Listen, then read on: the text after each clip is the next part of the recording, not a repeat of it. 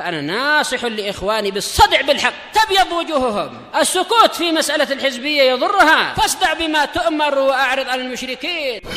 سلامي على دماج ورجالها والشيخ يحيى ودار العلم يا سعد بانيها. الرحمن الرحيم. قال الإمام البخاري rahimahullah, al-haditsus salis wal khamsun ba'dal mi'atain, 253. Haddatsana Abu Nuaim qala haddatsana Ibnu Uyainah an Amr an Jabir bin Zaid an Ibni Abbas radhiyallahu anhuma anna Nabiyya sallallahu alaihi wasallam wa Maimunata kana yaghtasilani min ina'in wahid. Baik.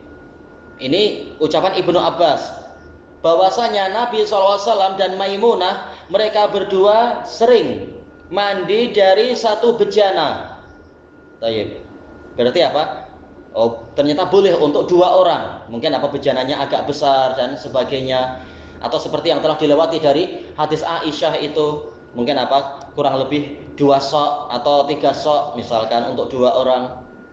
Qala Abu Abdillah kana Ibnu Uyainah yaqulu akhiran, dahulu kala Ibnu Uyainah di bagian akhirnya berkata an Ibni Abbas an Maimunah.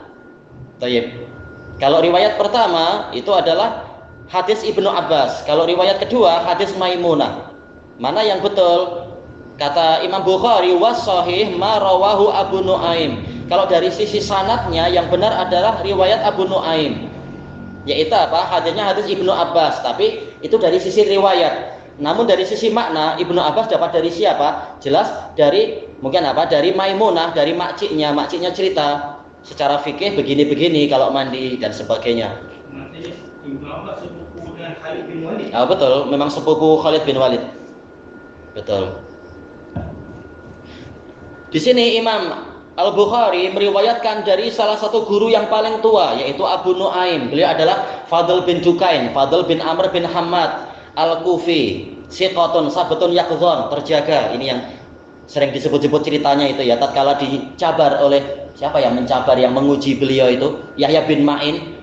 Maka beliau tidak tertipu, lalu Yahya bin Ma'in kena sepak sampai keluar dari kedai karena Abu Nuaim punya kedai beliau. Nah, belajarnya di kedai waktu itu. Kena sepak. Marah gurunya dicabar. Tatkala Imam Ahmad mengatakan, saya sudah cakap padamu, jangan engkau menguji dia. Dia mengatakan sepakan beliau lebih saya sukai daripada saya pergi ke Abdul Razak yang di Son'a. Karena apa? Beliau gembira kalau guru saya memang mantap sehingga tak perlu hadisnya kita ragu-ragu. Cuma ya kena sepak risikonya. Kita ini satu negara ini jadi masyhur. Oh jelas, Abu Nuaim terkenal. Oh kalau kena sepak, iya. Kedah dia terkenal masyhur kena sepak. Cuma apa? Yahya bin Ma'in Amirul Mukminin fil hadis. Bengang kan tuh? Iya, gurunya bengang. Bukan hanya satu, beberapa guru bengang sama beliau. Tapi niatnya baik, biar tahu ini guru ini memang hebat. Cuma gurunya marah dicabar-cabar.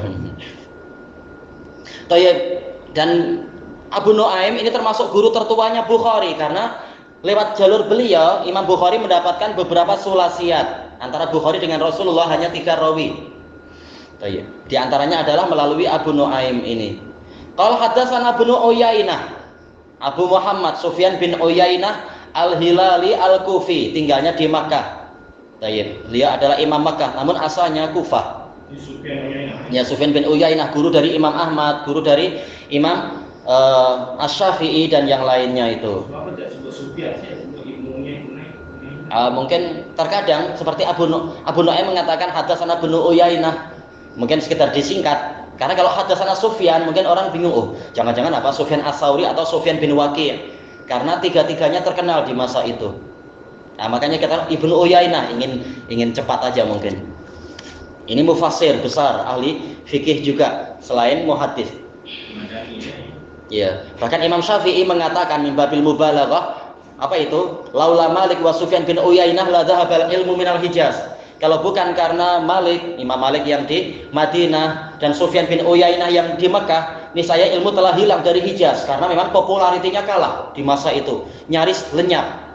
Kalah dengan apa? Yang di Mesir, yang di Syam dan yang di Irak. Di masa itu kan imam-imam besar. Yang di Mesir ma'ruf siapa itu? Lais bin Sa'ad, Amirul Mukminin fil hadis.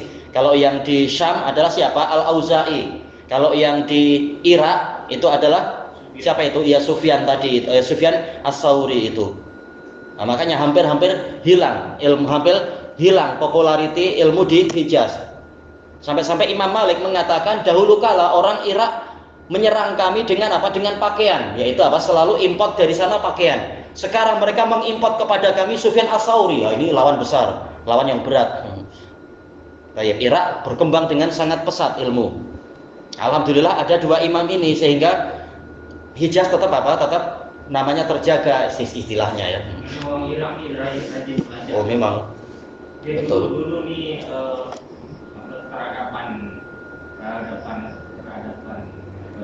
Sebelum itu memang Persia yang menguasai Persia. Raja itu minat dengan ilmu. Memang. Masa Madinah ini zamannya dia.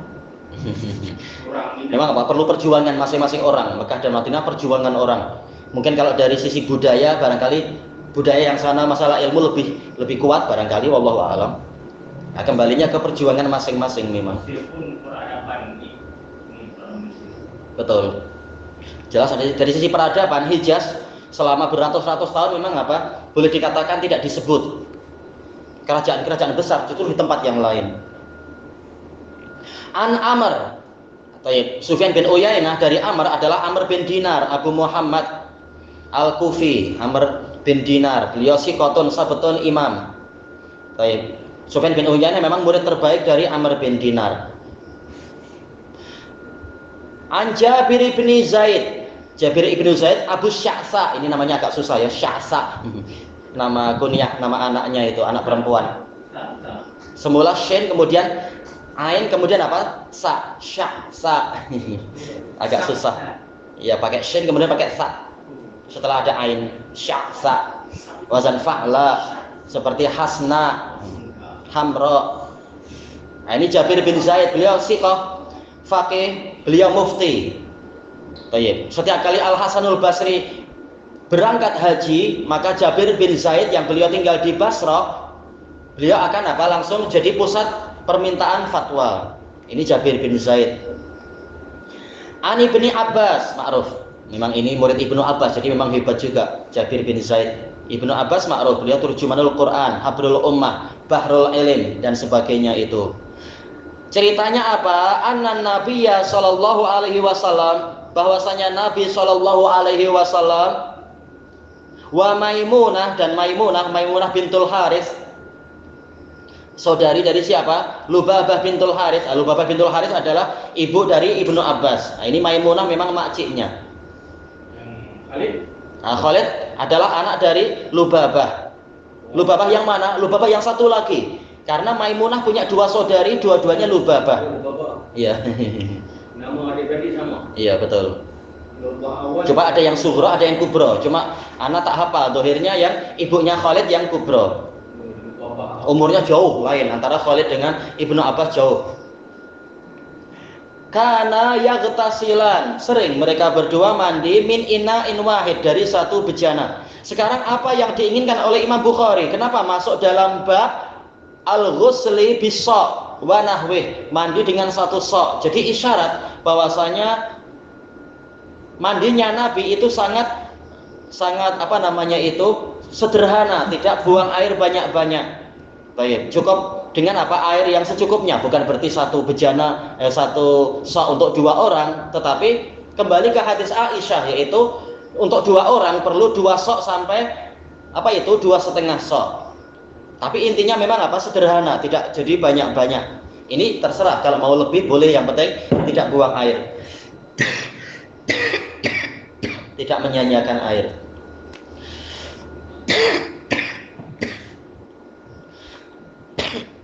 Qala Abu Abdillah, Imam Bukhari mengatakan, karena Ibnu Uyainah yaqulu akhiran, yaitu dalam riwayat yang lain Ibnu Uyainah mengatakan, An Ibni Abbas an Maimunah. Jadi terang-terangan Ibnu Abbas menukilkan dari Maimunah. Namun dari sisi sanad jelas riwayat pertama memang lebih kuat rawi-rawinya itu. Hanya saja secara makna tak mungkin Ibnu Abbas tengok langsung, tapi diberitahu oleh makciknya. Cara mandi yang di tempat kami begini-begini.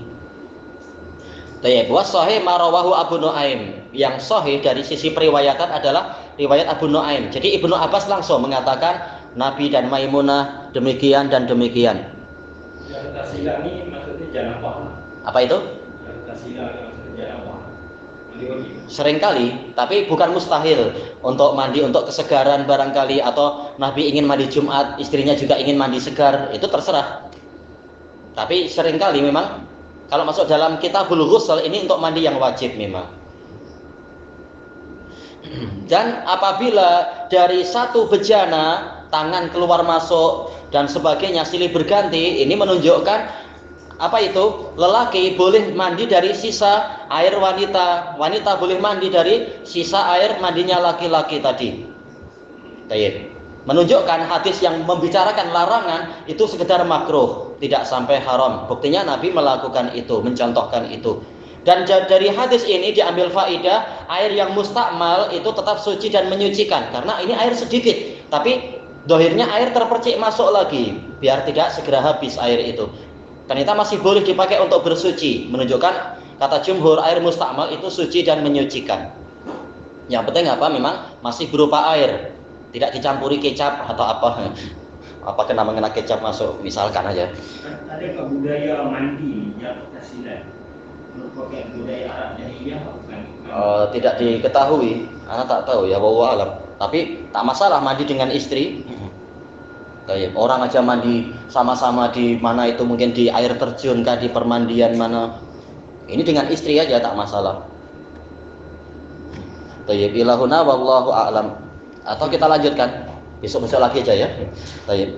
Subhanakallahumma wa bihamdika la ilaha illa anta astaghfiruka wa atubu ilaik. Walhamdulillahirabbil alamin. Jazakumullahu khairan.